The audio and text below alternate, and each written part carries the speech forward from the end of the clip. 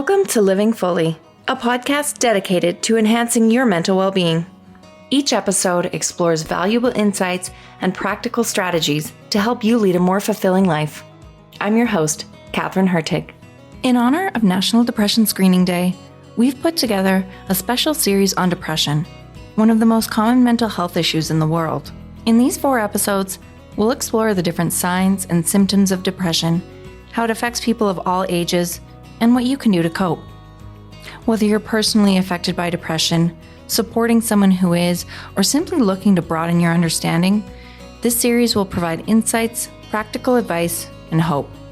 From October 7th to 13th, check in with how you're feeling with a free quiz at areyoufeelingok.com. One of the best tools we have for good mental health is the relationships we have. Connecting with friends, family, the people we work with, it all has a huge impact on how we see the world and ourselves. I sat down with Sarah Rosenfeld, Associate Director of Counselling at Calgary Counselling Centre and Counselling Alberta, to talk about the role that relationships and human connection play in improving feelings of depression.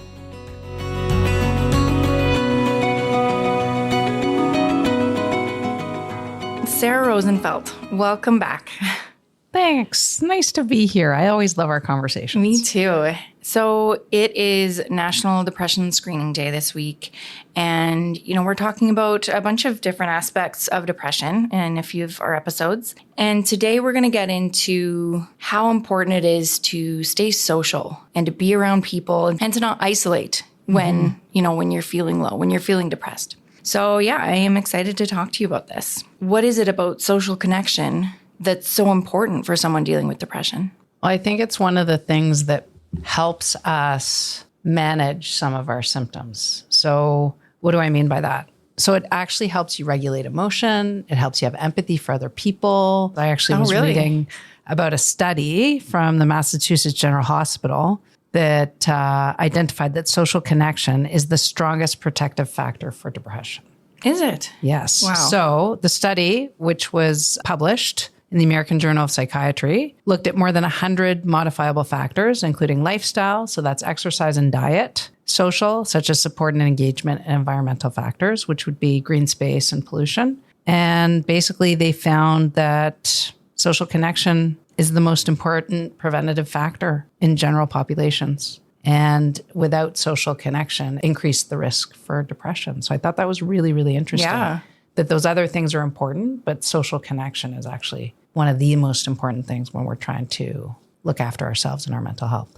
And on the flip side, what kind of impact does isolation have on depression? So, if you're not out with people, if you're not reaching out, what's that going to do for you?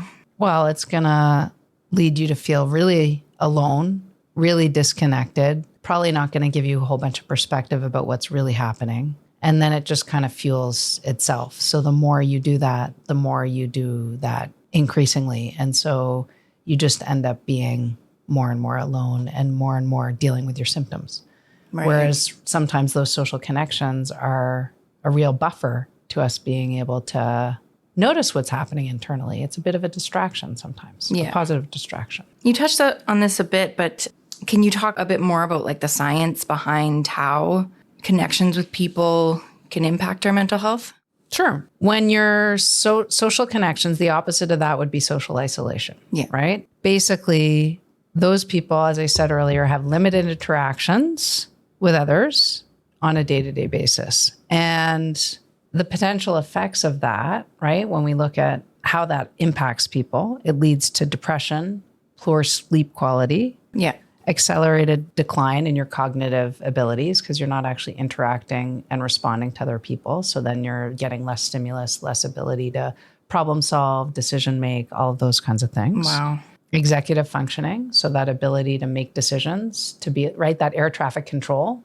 When there's lots of stimulus happening, you're training yourself about how to navigate. If that person's coming towards you, how do you engage them or how do you decide you want to move in a different direction? All of that functioning. When you're in isolation, you're not doing any of that. And how do you learn how to connect with people on a deeper level if you don't even know how to connect with them on a basic level? One of the things that's really important is just practicing those day-to-day connections so that you can also figure out how to have deeper connection with other people and engagement. So by isolating, you're not doing any of those things. Yeah. And that's it's a bit of a part of depression, hey, is, you're feeling so low that you don't want to be around other people. So exactly. I think one of the things for people to understand is that even when they're feeling that way, they always have options. For instance, you can say to somebody that reaches out to you, yeah, I want to see you, but could you come to my house and have pizza instead of us going out? Like, I think a lot of the time people feel like it's an all or nothing proposition. Yeah, I was just going to say, yeah. It's really not an all or nothing proposition. Yeah. And it's about, unless there's really a reason that you can't go to something, saying yes and figuring out how to navigate that. So what do I mean by that? Exactly like I said. So if somebody invites you out, you don't feel like going out for dinner, can you figure out a way to have them come to your place? Or can you meet someplace that's less busy because that's more comfortable for you? Right. Can you negotiate a time of day that's a little bit more convenient for you? Can you say yes and then think about how you're going to handle it later? I think there's lots of strategies that people can use, but when you say no, you close that door off indefinitely. Yeah. So the people around you, your friends, family, coworkers, whatever, what would they see if you are struggling with depression? Like, what would someone notice about someone's behavior, attitude, things that they're saying? What would they pick up on that might make them think, okay, something's up? Irritability, frustration. So they get easily frustrated by things, cynical, like, why does it matter? Why, if I put any effort into this, will it make a difference? Socially withdrawn is what we've been talking a lot about. Yeah. So they're not connecting. They're not coming up and having meals. They're not taking phone calls. They're not responding to people that reach out to them. I think the other thing is just how are they connecting with the things that they are doing? Did they used to be somebody that was really excited about things and now they're just, whatever. Yeah. It's just something I got to do. Like watching the language that people are using and how they're talking about things, even if they're difficult. Are they saying, yeah, this is a difficult time I'm going through, but I've got these things that I'm looking forward to? Is the glass half empty all the time and nothing is sort of exciting them or nothing they're looking forward to? Those would be kind of indicators. And if they're noticing this, what are some first steps that someone could take to help someone out that they notice might be dealing with depression? One of the things that can be really helpful is being able to say, hey, I know you wanted to go for that walk yesterday. Can I come with you today and do it? I know you mentioned that there was that thing that you wanted to do. How about we get in the car and go do that together? Those really little small things. Some people think it's got to be these big acts, right? Big gestures, but sometimes it's actually those really tiny little ways of showing support that make the biggest difference. So I would say that would be a good starting place. And always being available to that person, but recognizing that they may want their boundaries. And so what do I mean by that? Person might say, I don't want to talk. And you can say, okay, doesn't sound like talking today is what you want to do, but how about I check in a couple of days and just see where we're at? Yeah. So it's being able to come back and revisit that conversation, which does take some resilience and persistence, but someday there might be somebody on the other end saying, yeah, let's have that conversation today. Yeah. So respecting the boundary, but also there's a bit of insistence. Like you might be pushing away a little bit, but I am here and I'm going to stay here. Yeah. I'm not going anywhere because they might not be doing all that well. So it's like, okay, you're struggling right now. I'm doing okay right now, but we're okay. You want to send the message that even though there are struggles, we're okay. And you want to be doing things to recognize and help them know we're kind of doing this together. Yeah. This topic, I mean, it's something that I can very much relate to. When I was going through depression, I just felt like such a burden. I was like, I would spend like a whole day crying and then my friends would want to get together. And it's like, it wasn't just like, I don't want to do it. It's like, I don't want them to have to deal with me in this state. Like you feel just so inconvenient. So, I mean, if someone's in that state of mind, how do you motivate yourself to get out there anyway and be with people, and how can the people around them kind of remind them that they aren't a burden? Yeah, that's a really tough one. And thanks for sharing that. I think you're right. I think people do feel like they've got to be positive and upbeat, and otherwise they're not going to be any fun to be around. Yeah. So I think there's a couple things that people can do. I think it's reminding ourselves that even though we may not feel like we're enjoyable to be around, maybe people still really enjoy our company, because there's got to be moments where you're able to have somebody smile, or maybe they just actually enjoy just sitting with you and being there. So it's not always that you've got to be the life of the party and super excited and all of that. I think it's about recognizing that relationships have give and take in them. They're like elastic bands. And I think sometimes when people get depression, they think they're more like a piece of spaghetti where there's tension and it breaks. Yeah. An elastic band relationship is one where you're having a rough time. And so I'm going to kind of pick up the slack and do a little bit more here, because I know there's going to be time when you're going to bounce back and do that for me. So I think it's about being able to kind of have a metaphor of how you look at your relationships and see that there's a lot more elasticity in them than you think. Yeah.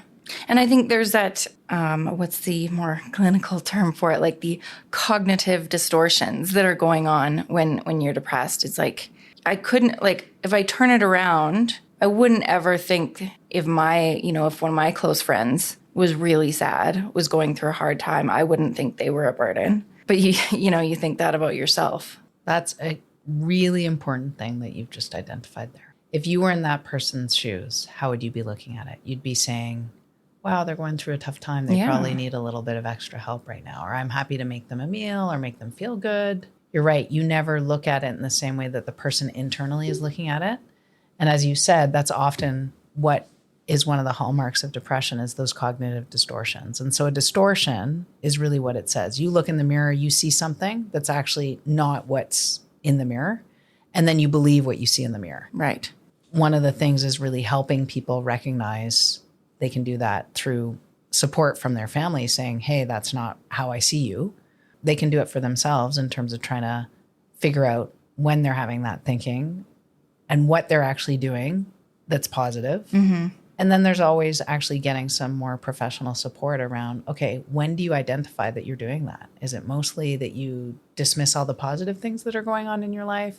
Or do you become really all or nothing in your thinking? What are the hallmarks of what your particular style and flavor of depression looks like? Yeah. Because everybody's looks a little bit different. And then be able to target and tackle that specifically, but how you want to address it. So what can someone do if they feel like they want to withdraw, they don't have that motivation to be around people?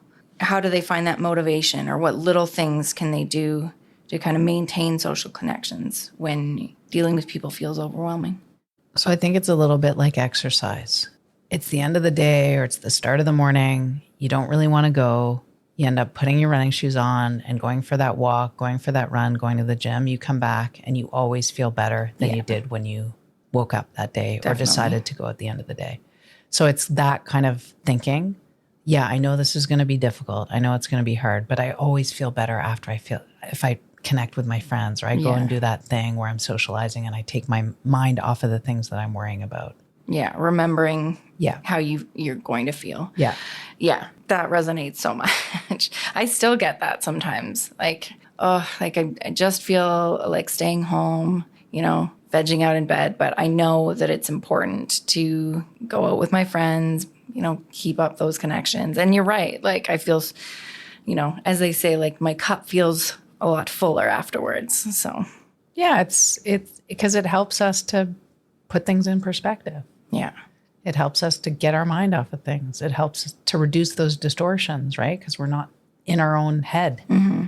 We're interacting with other people. And I think that's why social connection is so important. It allows us, especially for people that are more internal focused, to think of things outside themselves and then have different experiences and make different connections. And then, wow, looks a little different now than it did 3 hours ago. What would you say to someone who doesn't have a lot of close connections? Maybe they don't live near family, or they don't have a lot of close friends, or they've just moved, or, things like that. How do you push yourself to make new friends, or even just find those connections throughout the day? I think it's about setting those little goals. Like if you're thinking you're in a new city, you've started a new job maybe, what are you going to do when you go into the office that day? Or how are you going to connect with somebody virtually and just reach out? It reminds me of my early days. at Calgary Counseling Center because we were remote within 3 weeks of me starting the new job. I remember that. Yeah. And so it was like, I don't have a community of support here. How am I going to create one? And little by little, I just reached out to people and tried to get to know them and started to build that community. But it didn't start as a huge, massive undertaking. It was, okay, each week, maybe let me reach out and meet somebody new. So I think it's got to be sometimes, right? You talked about those cognitive distortions. Sometimes that's the biggest challenge with depression, right? Is that you see the issue as being so big that you don't know how to break it down. Yeah, exactly. Right? So you saw that person 3 times now at the gym. Maybe ask for their number and you could kind of connect outside of the gym space, or just even saying hi to people when you're going about your regular day-to-day. When you go do your grocery shopping, strike up a conversation with the teller. Yeah. It doesn't have to be huge things. It's just that will help you feel more connected to the world and to people in your world. So yeah, that human connection is so important. Yeah, it is. Is there a point when pushing yourself to be social could be counterproductive? Like, how do you find that right balance? I think it's about not seeing socialization as all or nothing. Right. You want to have a principle that socializing a little bit is always better than not doing it at all. Again, kind of, it relates a lot back to exercise. You hear that as well. Yeah, like a little bit is better than nothing. A little bit is better than nothing. And I think that's, but you also have to recognize that, right, if you've done a lot of really difficult things that week, maybe you go and you spend half the time that you thought you were going to do with people. And you give people a heads up about it and say, look, I'm happy to come out tonight, but just so you know, I think I can only stay for an hour. Is it still okay if I come? Yeah. And then you have boundaries around saying, okay, I've had my social connection and now I need to go home and decompress because your batteries have been drained, right? Like it's that social battery thing that I think a lot of people talk about with depression, right? Totally. Yeah. It's like they've run out of bars and they need to go home and plug in their charger so that they have more bars to do it the next day. So it's also kind of knowing what things deplete your bars of energy. Right. And do you have enough bars to do what it is that you need to do? And can you reduce the time that you've maybe allotted to do it? So it's kind of like what we talked about, the all or nothing mentality. You got to take the offer or not take it at all.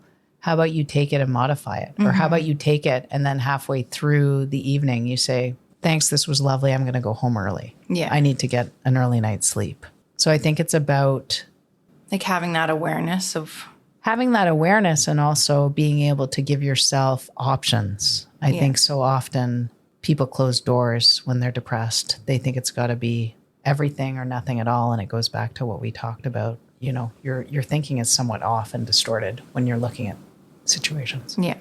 Sarah, what can someone do if their friends, family, whoever, they just don't understand what they're going through or aren't sure how to help them?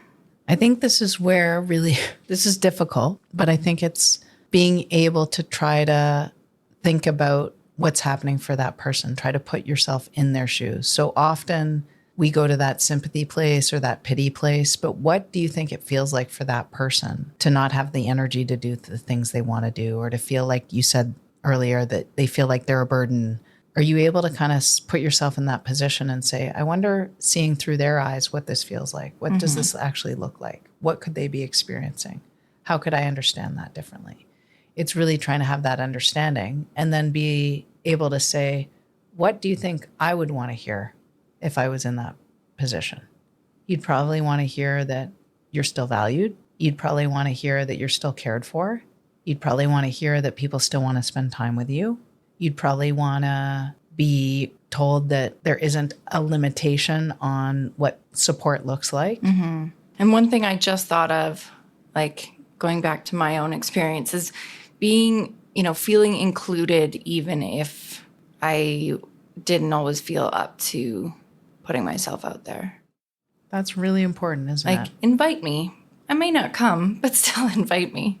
Exactly. And I think sometimes what happens is people start to realize, I keep getting these invitations. Maybe they actually still really do want me to be around. Yeah. And this time I'm going to say yes. And that's why that's so important, is that consistent, continuous invitation and offer you never know when the person's going to turn around and say, yeah, I do want to show up. I do want to be there. Thanks for the invite. And I am going to be looking forward to this. Yeah.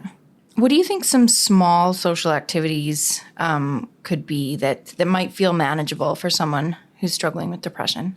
I think it's things like going for a walk, doing your coloring in your coloring book, if you have one, if you like to do that kind of thing. Something creative? Yeah, maybe you do crochet or knitting or painting or writing. Why that's really helpful is that it's hard for your brain to focus on the other things that you're worried about when you're engaged in an activity like that. Oh, okay. So it really refocuses your attention. It's a form of distraction, but a healthy form of distraction. So anything that will consume your attention, energy, and focus, probably a pretty useful thing to be doing. And doing that with other people? Absolutely. Always fun to do things with others. So, Sarah, how can we set boundaries? You know, if we're going through a depressive episode, if we're really feeling down, how do we set boundaries while still staying connected? So I think you want to detach emotionally from the situation that you can't control, right? There's only detach? Detach a little bit from that. Okay. So what are the things you can actually change? What's actually within your control? And then redirecting your energy towards those things. Right. So I think often there's a focus on the things that are out of the person's control, like how the friend responded to X or how the boss interpreted Y. Yeah. Those things are out of your control. So healthy detachment doesn't actually mean that you're shutting down from anything. It's just a redirection of your focus and attention. And so if people can think of it that way, then they're focusing on those things that we talked about earlier.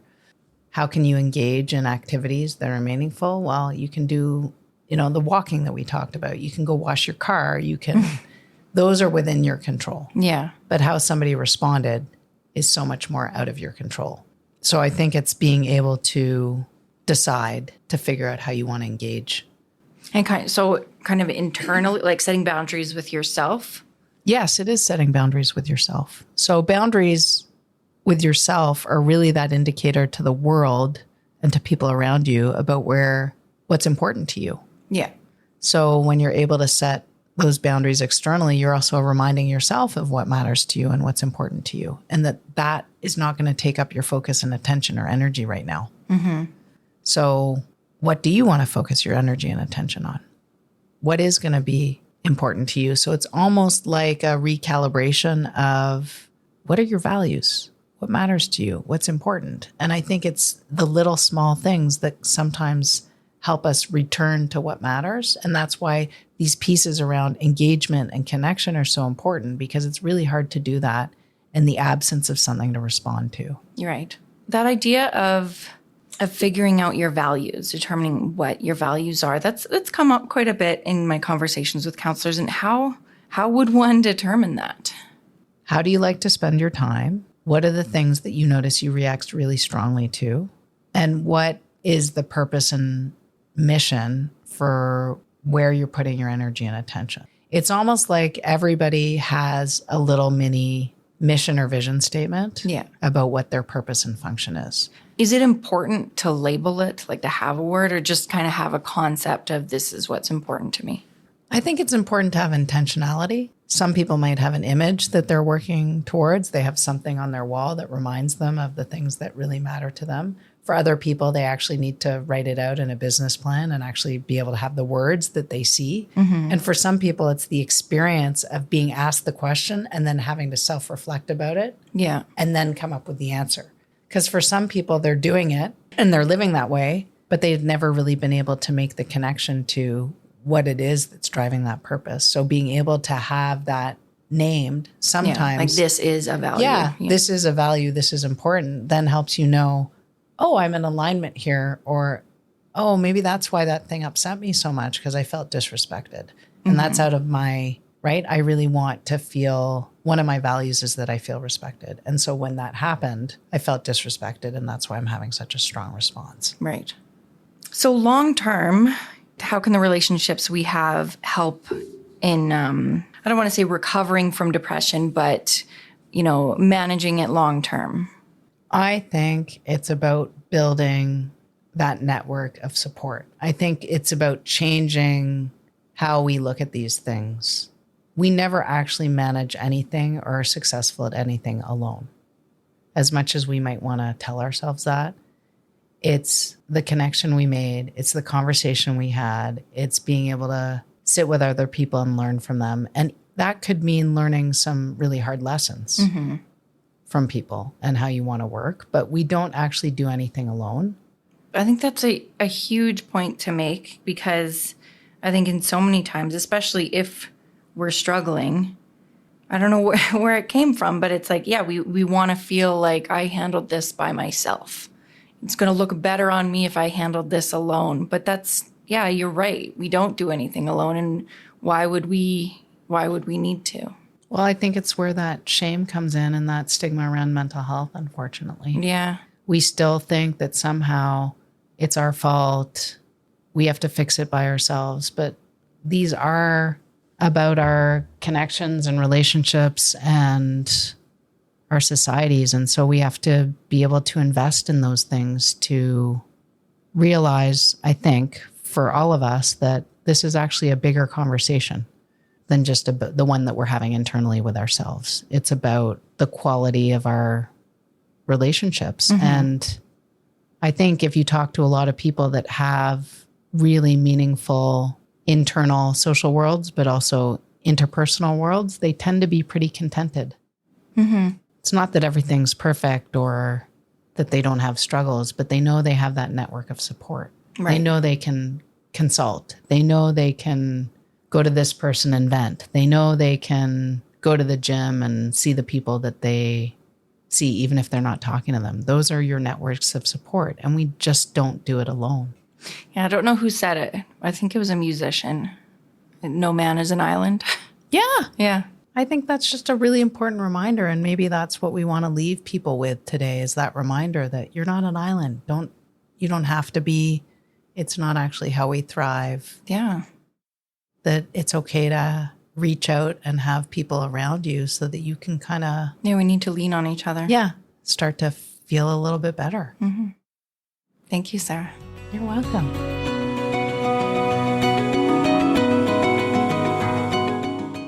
You've been listening to Living Fully. Thank you for tuning in. This episode was produced by Nick here, Louisa Campos, and by me, Katherine Hurtig. A special thanks to Sarah Rosenfeld. We all experience moments when we feel down or not like ourselves, and it's natural to struggle when these emotions last. But you have the power to overcome them. Anyone can learn the skills to manage these feelings, and even a small single step can make a difference. From October 7th to 13th, take a moment to check in with how you're feeling at areyoufeelingok.com. A free, confidential quiz designed to guide you toward feeling better and finding support if you need it. Brought to you by Calgary Counselling Centre and Counselling Alberta. To stay up to date on our latest episodes, be sure to subscribe. We're available in your favorite podcast app. Living Fully is a production of Calgary Counselling Centre and recorded in Calgary on Treaty 7 territory. Living Fully podcast is not a substitute or alternative for professional care or treatment. Calgary Counselling Centre and Counselling Alberta provide effective counselling for anyone in Alberta with no waitlist and no financial barriers. Find us online at calgarycounselling.com or counselingalberta.com. For help across Canada and the United States, call 211. If you are outside of Canada and the US, seek help from your general medical practitioner.